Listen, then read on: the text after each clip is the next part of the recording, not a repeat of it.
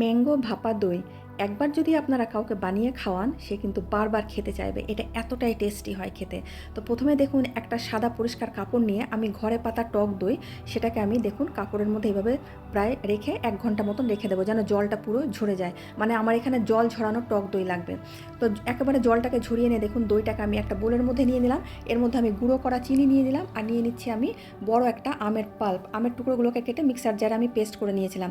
এবার চিনি, আমের পাল্প আর টক দইটাকে খুব ভালো করে দেখুন আমি ফেটিয়ে নিলাম। ফেটিয়ে নেওয়ার পরে যে কেকের মোল্ড আছে, যেটাতে আমরা কেক বানাই, এরকম একটা মোল্ডের নিচে বাটার পেপার দিয়ে দইয়ের মিশ্রণটাকে ঢেলে দিলাম। ঢেলে দেওয়ার পরে একটা কড়াইয়ে দেখুন আমি জল বসিয়ে দিয়েছিলাম। জলটা ফুটে গেছে, একটা বাটি বসিয়ে এই কেকের মোল্ডটাকে দিয়ে এবার আমি ঢাকনা দিয়ে গ্যাসটাকে মিডিয়াম ফ্লেমে রেখে উপরে একটা ঢাকনা দিয়ে এটাকে 30 মিনিট মতন আমি ভাপিয়ে নেব। 30 মিনিট পর আমি ঢাকনাটাকে খুললাম, দেখুন আমার এটা হয়ে গেছে। এবার ঠান্ডা করে নেব। আরও আধা ঘন্টা আমি স্ট্যান্ডিং টাইমে রেখে এটাকে নামিয়ে নেব। এই মোলটাকে নামিয়ে নেওয়ার পরে দেখুন এটা দইটা একেবারে জমে কিন্তু পুডিংয়ের মতন হয়ে গেছে।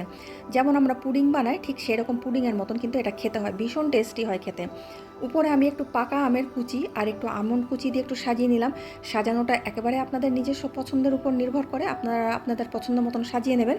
আর দেখুন দেখতে এটা কতটা সুন্দর হয়েছে। এটা দেখতে যতটা সুন্দর হয় খেতে কিন্তু অসাধারণ টেস্টি হয়। তাই একবার হলো এটা ট্রাই করবেন, তৈরি করবেন আর আমাকে কমেন্ট বক্সে জানাবেন যে আপনাদের কেমন লাগলো রেসিপিটা।